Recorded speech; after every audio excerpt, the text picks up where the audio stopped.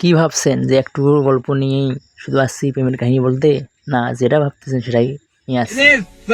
তো মানুষের তো খটকা একটাই, যে একটা মেয়ে ধর্ষণ হলো গণধর্ষণ তাদের বন্ধুদের কাছে, আবার মেডিকেলে বক্তৃতা দেওয়ার সময় পুলিশকে সব তথ্য দেওয়ার সময় হাসি কি করে। এই জন্য তো মানুষ ট্রোল করবেই। তো এটা স্বাভাবিক বিষয়, ট্রোল না করার এখানে কিছুই আমি দেখি না। দেখি তার দুলাভাই কি বলে। আসসালামু আলাইকুম।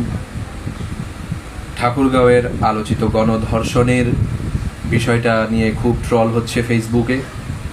যদিও ট্রোল হতো না, তো আপনাদের নিজস্ব ব্যক্তিগত মুখের যে এবং সে হাসতে আশার ছিল কেন, কারণেই এরকম এই ট্রোল বিষয়টা নিয়ে হইতেছে। আমি কথা বলছি, পরবর্তী কি কারণ ওখানে বলবেন আমি উপস্থিত ছিলাম। বলেন। বিষয়টা হচ্ছে যে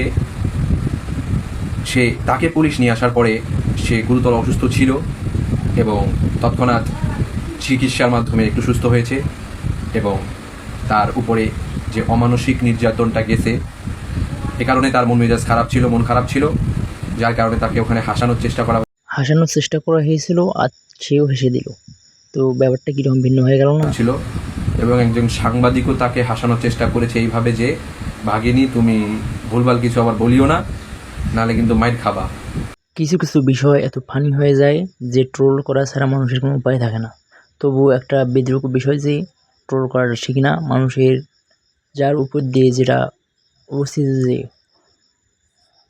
এমনকি আত্মহত্যারও পর্যায়ে নিয়ে যায়। তাই আপনারা ট্রোল থেকে বিরত থাকুন এবং এই বিষয়ের জন্য সুষ্ঠু এবং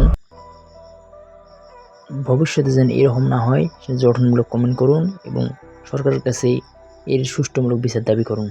ধন্যবাদ ভিডিওটা দেখার জন্য। সাবস্ক্রাইব এবং শেয়ার করে দেবেন।